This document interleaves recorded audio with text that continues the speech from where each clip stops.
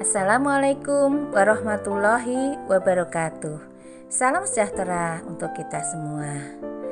Anak-anak, pada video kali ini kita akan membahas tentang pengaruh pusat-pusat keunggulan ekonomi. Tapi sebelumnya jangan lupa klik subscribe dan tombol loncengnya ya, supaya kalian senantiasa mendapatkan notifikasi dari video-video terbaru saya. Mari kita mulai pembahasan kita anak-anak. Pengaruh pusat-pusat keunggulan ekonomi bisa terjadi dalam beberapa hal. Yang pertama adalah mobilitas penduduk. Yang kedua, transportasi. Yang ketiga, lembaga sosial ekonomi. Yang keempat, pendidikan. Dan yang kelima, pekerjaan. Mari kita mulai pembahasan kita, pengaruh pusat-pusat keunggulan ekonomi terhadap mobilitas penduduk. Pusat keunggulan ekonomi di suatu wilayah akan mendorong terjadinya perpindahan atau pergerakan penduduk dari daerah lainnya. Perpindahan tersebut pada umumnya bertujuan untuk meningkatkan taraf hidup dan mendapatkan sesuatu yang tidak tersedia di daerahnya. Perpindahan atau pergerakan penduduk tersebut disebut dengan mobilitas penduduk. Jadi, mobilitas penduduk merupakan perpindahan penduduk dari satu tempat ke tempat lainnya. Gimana anak-anak? Sudah paham? Mari kita lanjutkan pembahasan kita dengan jenis-jenis mobilitas penduduk. Yang pertama adalah mobilitas penduduk sementara dan yang kedua mobilitas penduduk permanen atau migrasi.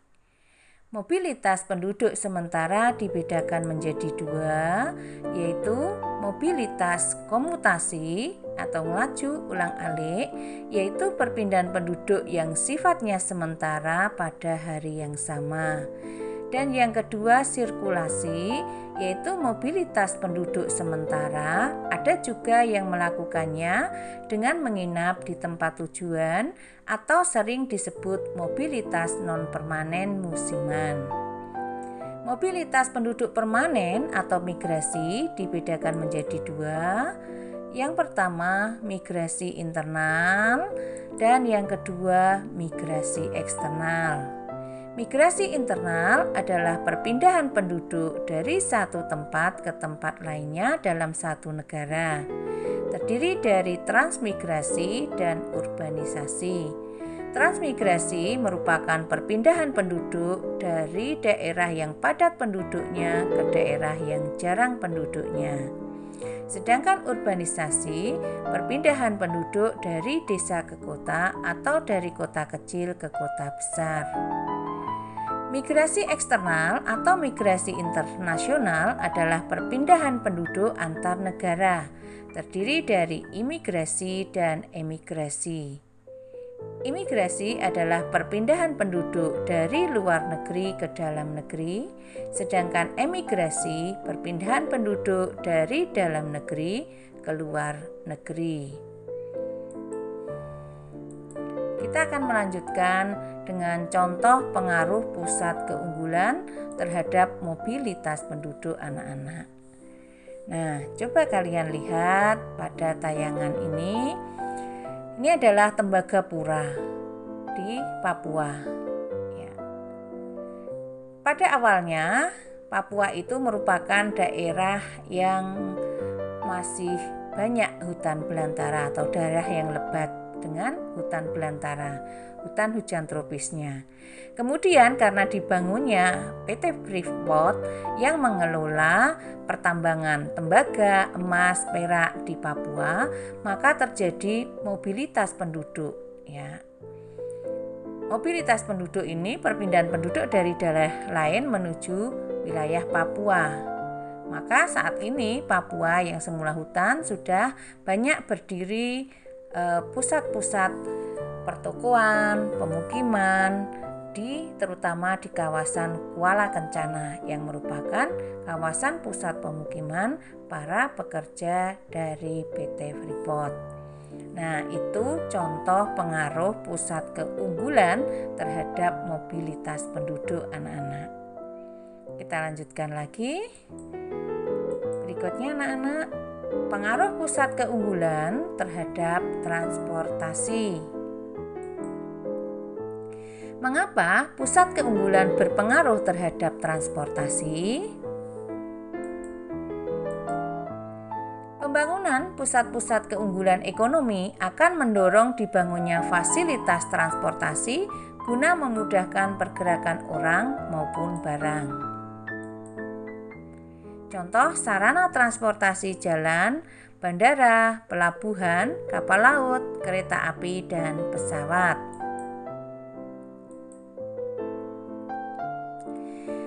Contoh pembangunan sarana transportasi dengan adanya PT Freeport yang merupakan salah satu pusat keunggulan. Ini adalah di bagian kiri pembangunan jalan menuju daerah pertambangan. Jalan ini dibangun untuk membawa barang-barang hasil pertambangan. Kemudian juga dibangun bandara anak-anak, ya. Pelabuhan untuk pengangkutan barang juga. Sehingga dengan adanya pusat keunggulan ini, maka akan menyebabkan pembangunan di sarana transportasi. Semakin banyak pusat keunggulan, maka pembangunan transportasi juga semakin banyak.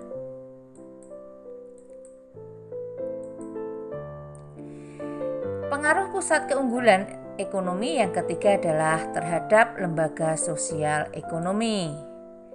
Lembaga sosial merupakan keseluruhan dari sistem norma yang terbentuk berdasarkan tujuan dan fungsi tertentu dalam masyarakat.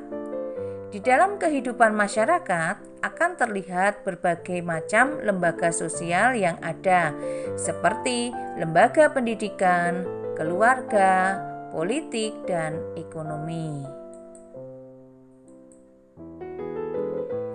Pembangunan pusat keunggulan ekonomi akan berpengaruh terhadap lembaga-lembaga sosial dan ekonomi. Sebagai contoh, dengan berkembangnya penambangan oleh PT Freeport telah mendorong berkembangnya lembaga-lembaga sosial. Beberapa lembaga sosial yang telah didirikan antara lain 1. Klinik kesehatan dan rumah sakit di Tembagapura dan sekitarnya guna melayani kesehatan karyawan dan warga setempat. Yang kedua, pembangunan sekolah-sekolah antara lain SD Taruna Papua di Timika yang dibiayai oleh PT Freeport. Pengaruh pusat keunggulan ekonomi yang keempat adalah pada bidang pendidikan anak-anak. Adanya pusat-pusat keunggulan ekonomi tentu saja membutuhkan tenaga ahli dan tenaga kerja. Untuk mendapatkan tenaga-tenaga tersebut, maka diperlukan pendidikan yang memadai sesuai bidang yang dibutuhkan. Nah, maka dari itu dibangunlah lembaga-lembaga pendidikan untuk menghasilkan tenaga kerja yang dibutuhkan.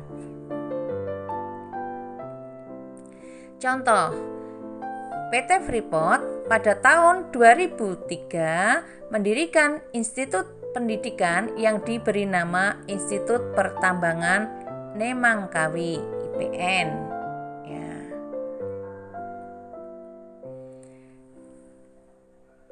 Institut ini mendidik 7 suku lokal Papua, masyarakat Papua lainnya, dan masyarakat lain yang lahir besar di Papua agar siap memasuki dunia kerja. Mari kita lanjutkan anak-anak. Pengaruh yang kelima adalah pekerjaan.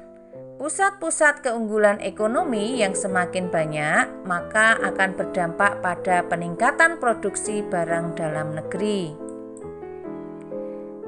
Kenaikan jumlah produksi akan berdampak pada meningkatnya kebutuhan tenaga kerja, sehingga memberikan kesempatan lebih luas kepada masyarakat untuk bekerja pada pusat-pusat keunggulan ekonomi tersebut.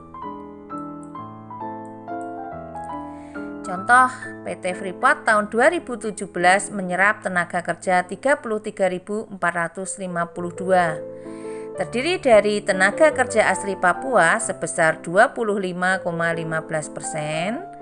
tenaga asli Indonesia non-Papua sebesar 72,33%, dan tenaga kerja asing sebesar 2,5%. Udah paham anak-anak? Untuk memahami lebih luas dan lebih memahami kembali apa yang sudah Ibu sampaikan, maka silahkan kalian kerjakan kuis berikut ini. 1. Jelaskan pengaruh pusat keunggulan ekonomi terhadap mobilitas penduduk. 2. Jelaskan pengaruh pusat keunggulan ekonomi terhadap transportasi. 3. Jelaskan pengaruh pusat keunggulan ekonomi terhadap lembaga sosial ekonomi. 4. Jelaskan pengaruh pusat keunggulan ekonomi terhadap pendidikan. Dan yang kelima, jelaskan pengaruh pusat keunggulan ekonomi terhadap tenaga kerja. Silahkan kalian diskusikan dengan orang tua kalian, saudara-saudara kalian di rumah, atau dengan teman-teman kalian secara daring anak-anak. Video berikutnya kita akan membahas tentang perdagangan bebas. Silahkan kalian pelajari dari buku siswa maupun dari artikel-artikel yang lainnya. Temukan video lainnya di Titik Agung Family dengan alamat sebagaimana tertera dalam video ini. Ini adalah channelnya anak-anak dan beberapa video yang sudah Ibu upload. Terima kasih dan sampai jumpa pada video berikutnya anak-anak. Wassalamualaikum warahmatullahi wabarakatuh.